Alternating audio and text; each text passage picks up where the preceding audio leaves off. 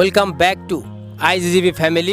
सो guys हम लोग आए हैं 6 वीक सर्टिफिकेट कोर्स करने और हम लोग 10 स्टेट एक साथ मिले हैं और हम चाहते हैं जिम्नास्टिक को कैसे आगे बढ़ाए, इसीलिए सब अपना अपना पॉइंट ऑफ व्यू कैसे रखते हैं तो सब बात करेंगे एक साथ। चलिए आइए देखते हैं। I talk to South Indian team, so why not popular gymnastic in South India? First of all, I would like to introduce myself. So, I'm Sanjay. I'm from Tamil Nadu, Chennai, and I run a fitness studio called Flipstyle Fitness Studio. So, the major drawback why gymnastics is not popular in and around South India is because we don't have much proper facilities over there.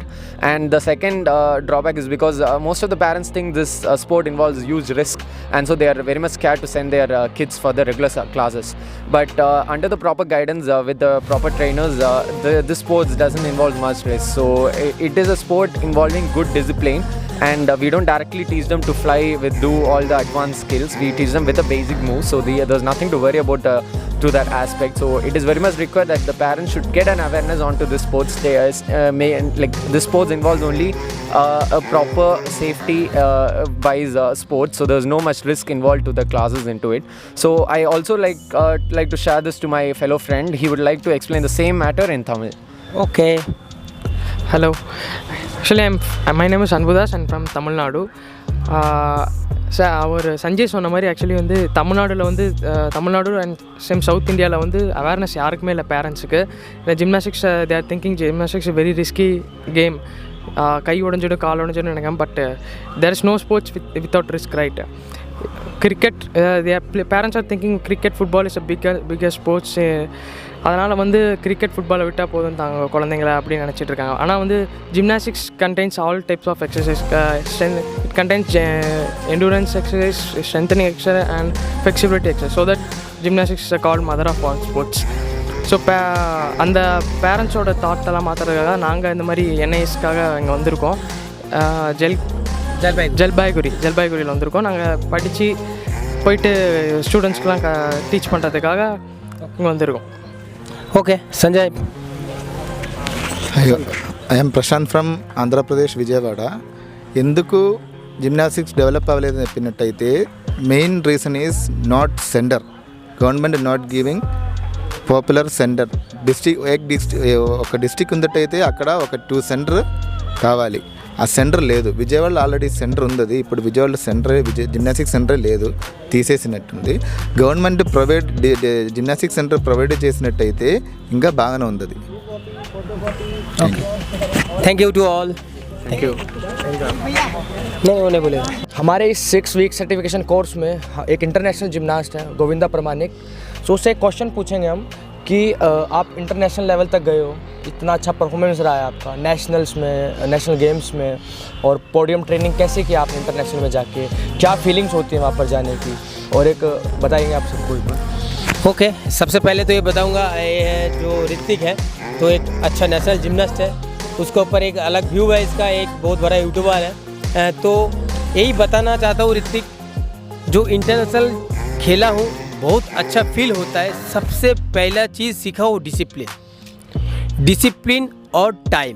ये 2 चीज़ एक sportsman का अंदर रहना ज़रूरी है, क्योंकि ये हम लोग कभी करते नहीं है. ये करना बहुत ज़रूरी है. और सिस्टम प्रैक्टिस का एक सिस्टम होता है, स्टेप बाय स्टेप. जैसे सीढ़ी हम लोग चढ़ते ना, स्टेयर जैसे चढ़ते 1 बाई 1, तो उसी तरह जिम्नास्टिक का एक लेवल होता है. तो ग्रास रूट लेवल से हम लोग स्टार्ट करते हैं. हम लोग क्या करते हैं, डायरेक्ट स्टार्ट कर देते हैं, एलिमेंट्स करना है, ये करना है, वो करना है, पर हम लोग वो स्टार्टिंग वाला एलिमेंट्स कभी कोई नहीं करते.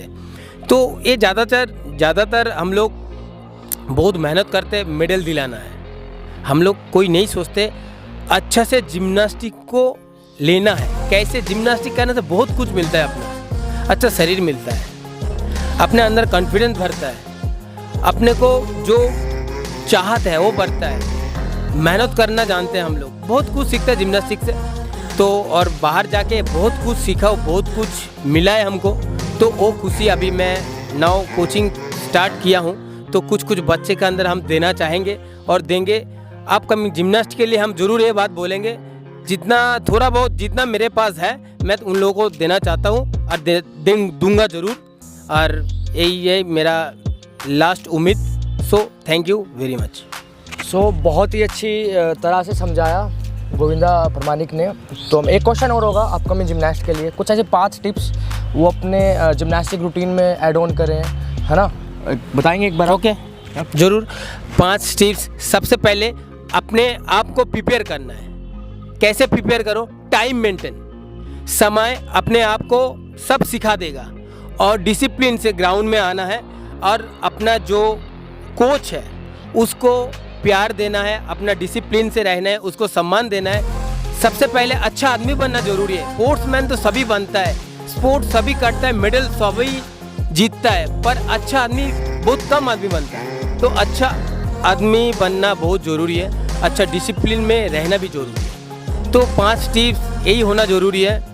एक तो डिसिप्लिन, टाइम मेंटेन, कोच का रिस्पेक्ट, बड़ों का सम्मान, और अपना ग्राउंड को प्यार।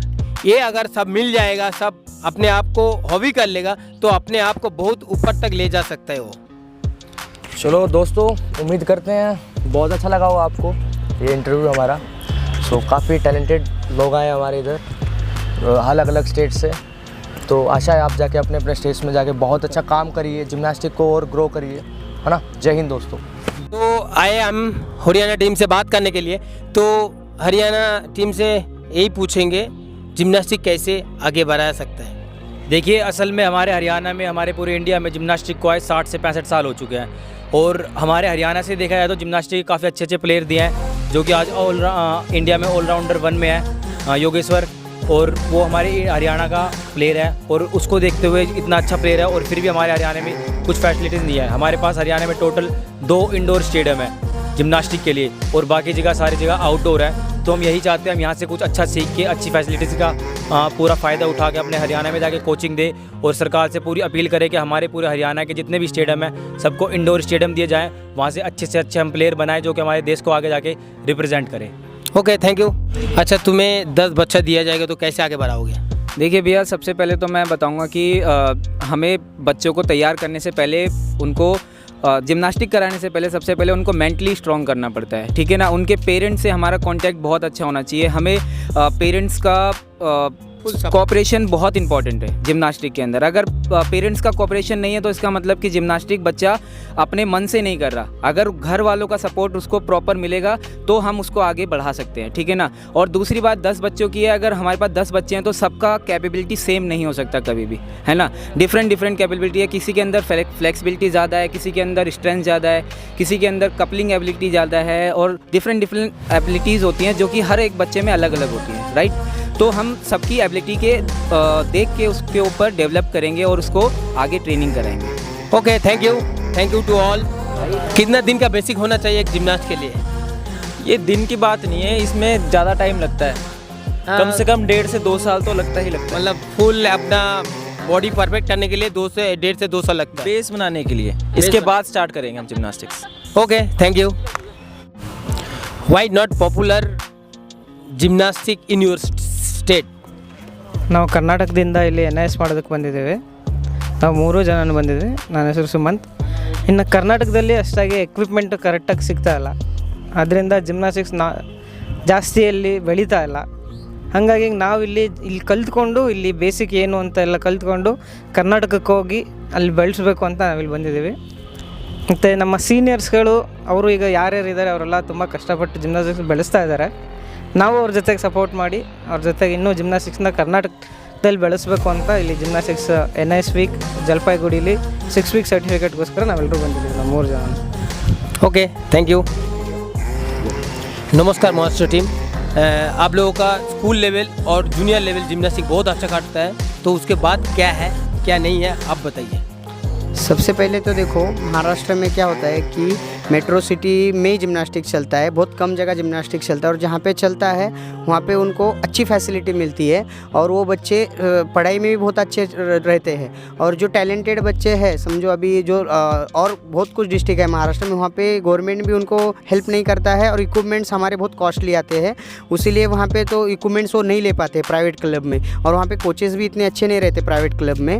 और उसके लिए बच्चों को फिर जो मेट्रो सिटी में करते हैं जिम्नास्टिक्स, उनको लगता है कि अभी हमारा स्कूल लेवल तक ही है, उसके बाद वो कॉलेज में चले जाते हैं तो उनको कॉलेज का भी लोड बढ़ जाता है, तो फिर उनको लगता है कि हम डॉक्टर, इंजीनियर या फिजियोथेरेपी इसमें ही कर ले, हम करियर इसमें कुछ हमारा नहीं होने वाला है। इसीलिए हम महाराष्ट्र का स्कूल के बाद जिम्नास्टिक्स नहीं करते हैं बहुत सारे, इसीलिए महाराष्ट्र सीनियर लेवल में अच्छा नहीं खेलता है, बट जूनियर लेवल तक महाराष्ट्र टॉप करता ही है। बट वही ये प्रॉब्लम है कि हम सबको बोलना चाहते हैं, महाराष्ट्र यहाँ से हम एक छोटा सा संदेश भेजना चाहते हैं कि तुम सीनियर में भी खिलाओ। अभी देखो जहाँ पे आपकी फैसिलिटी, आपके बच्चे अभी समझ लो अभी लातूर से बच्चे हैं, कोई अकोला से है, तो वो बच्चे अब जब पुणे में आता है तो कंटिन्यू जिम्नास्टिक्स करना चाहिए। जिम्नास्टिक आप बीच में छोड़ दोगे तो नहीं चलेगा, और अगर आपको नहीं भी करना है तो आप क्लब चला के सबको अपनो जो नॉलेज है आप सब में बांट सकते हो और जिम्नास्टिक बढ़ा सकते हो। Okay, thank you. हम बात करेंगे अभी, बोलिए। मुझे लगता है कि जहाँ तक कि हमें लगता है कोचेस जो हैं, कोचेस को एक अलग लेवल देना चाहिए। कोचेस एंड जो बेसिक्स है उससे काफ़ी ज़्यादा डेवलप करना चाहिए, क्योंकि हर एक कोच की थिंकिंग होती है कि उसे इंटरनेशनल प्लेयर बनाना, लेकिन हम कहीं ना कहीं ये भूल जाते हैं कि बेसिक्स जो है वो कोई इंप्रूव करना नहीं चाहता। हर एक कोच का डिमांड यही होता है कि हमें एलिमेंट कराए, हाँ एलिमेंट्स कराए बड़े बड़े, लेकिन वो नहीं, क्योंकि जो इंपॉर्टेंट है वो बेसिक। जिम्नास्टिक्स में सबसे बड़ा जो चीज़ है वो है बेसिक्स। हमें लगता है कि हमें बेसिक्स ज़्यादा डेवलप करना चाहिए। एडवांस तो एडवांस के कोचेस हमें बहुत मिल जाएंगे, लेकिन जो बेसिक के कोचेस है वो इंडिया में बहुत कम है। सो मैं हमेशा चाहूँगा कि जो लेवल्स वाइज जो कंपटीशन होता है, लेवल वाइज जो है जिम्नास्टिक्स, उससे काफ़ी ज़्यादा डेवलप करना चाहिए, लेवल वाइज जो अभी आ रहा है ट्रेंड। ओके, तो और एक चीज़ है जो बॉडी स्ट्रक्चर बहुत ज़रूरी है, ये सब भूल जाता है, इसके लिए क्या विचार है आपका मन में? बॉडी स्ट्रक्चर तो सबसे, देखो जिम्नास्टिक्स हम आर्टिस्टिक जिम्नास्टिक्स करते हैं, जो आर्टिस्टिक्स है उसमें ही हमारा ये है कि आपको कलात्मक करना है। अभी हम हिंदी में उसको बोल सकते हैं कलात्मक करना है, कि आप जितना अच्छा करोगे। जिम्नास्टिक्स में क्या है, सबसे पहले कि आप क्या करते हो ये नहीं देखते, कैसे करते हो जिम्नास्टिक्स में देखते हैं। आप कैसे करते हो उसको 10 मार्क होते हैं, और क्या करते हो आपको उसमें 10 मार्क होते हैं। आपकी डिफ़िकल्टी, उसको हम डिफ़िकल्टी बोलते हैं, तो उसका आप समझ लो। अभी अगर आपका एजुकेशन अच्छा, आपको 10 आउट ऑफ 10 मिलता है, तो समझ लो कोई बच्चा छोटा छोटा एक क्लास का भी एलिमेंट करके मेडल ले जा सकता है। अगर समझो जिसका एजुकेशन नहीं है, अगर वो बड़ा बड़ा एलिमेंट करता है तो भी उसको मेडल नहीं लगता है। इसीलिए जिम्नास्टिक्स में सबसे मेन है कि आपका एजुकेशन होना चाहिए, बॉडी स्ट्रक्चर पे ध्यान देना चाहिए, और सबसे पहले आप जब छोटे हो तभी आप बॉडी स्ट्रक्चर पे ध्यान दे सकते हो। सबसे पहले तो अभी हैंडस्टैंड हमारा ऐसा है कि हमारा गर्ल्स हो या बॉयज़ हो, हैंडस्टैंड हमारा पूरे इवेंट में हैंडस्टैंड का यूज़ है। तो हैंडस्टैंड पे इतना काम करना चाहिए हम कि एंगल उसका कैसा है, क्या। अगर हैंडस्टैंड जिसका परफेक्ट है वो उसका जिम्नास्ट समझ में आ जाता है कि ये जिम्नास्ट अच्छा कर रहा है। ओके, गोविंदा भैया, बिना इंफ्रास्ट्रक्चर के अच्छे प्लेयर कैसे बना सकते हैं हम? ओके, सबसे पहले तो थैंक यू बोलूँगा श्रीकांत को, क्योंकि हम लोग बहुत पहले जब कैंप किया था बचपन में, तो तब से ही देख रहा हूँ श्रीकांत को, तो आज अच्छा लग रहा है। तो जिम्नास्टिक के लिए काम कर रहा है, मुझे बहुत थैंक्स देना चाहता हूँ श्रीकांत तुमको। और हम लोग बना सकते हैं, उसके लिए हम लोग को 2-3 चीज़ ज़रूरी है। वो है, एक हम लोग को दिमाग से निकालना पड़ेगा उसका पार्ट। कोई भी अगर मान लो हैंडफोन डबल करा रहा है या बैक डबल कर रहा है, उसका बेसिक हम लोग स्टेजेस बनाना पड़ेगा। और हेल्प जब देंगे हम लोग का बहुत सिंसियर रहना पड़ेगा, और हेल्प का टेक्निक जानना ज़रूरी है। उसको जैसे कोई चोट ना आए, क्योंकि वो बच्चा तुम्हारा पास जब करेगा उसका कोई भय नहीं होना चाहिए, उसका अंदर फुल कॉन्फिडेंस होना चाहिए कोच के ऊपर। तो इस तरह हम लोग कुछ बेसिक्स, कुछ पार्ट और अपने आप को प्रिपेयर करके अगर करा सकते तो करा सकते, इसमें कोई बड़ी बात नहीं है, कहीं भी करा सकते हैं जिम्नास्टिक। Okay, thank you. और एक है कि जिम्नास्टिक्स में कैसे हेवी एलिमेंट्स होते हैं बहुत, तो हेल्पिंग के बारे में थोड़ा बता दीजिए। हेल्पिंग के लिए तो पहले तो अपने आप को प्रिपेयर करना पड़ेगा, वो एलिमेंट के बारे में अपने आप को सोचना पड़ेगा, वो एलिमेंट्स कैसे हो रहा है। अगर कोई भी एलिमेंट हो रहा है ना, पहले आपको सोचना पड़ेगा कैसे वो एलिमेंट किस तरह हो रहा है, स्टार्ट टू एंड। तो स्टार्ट टू एंड को जब तुम सोचोगे, तुम्हारा मन में एक छवि बैठ जाए, तो वो छवि को क्या करना है, एक लिटिल एकदम छोटा स्मॉल बच्चा को ले लो, लेके कराने शुरू करो, बच्चा को अपने आप को प्रिपेयर करना शुरू करो बेसिक। उसके बाद आप बड़ा वाला स्टूडेंट को करा सकते हो। तो ये सब टेक्निकली हम लोग सब जानते हैं पर यूटिलाइज नहीं करते हैं, इसलिए ये सब हम लोग को एक साथ मिल के करना चाहिए और जिम्नास्टिक को आगे बढ़ाना चाहिए। ओके।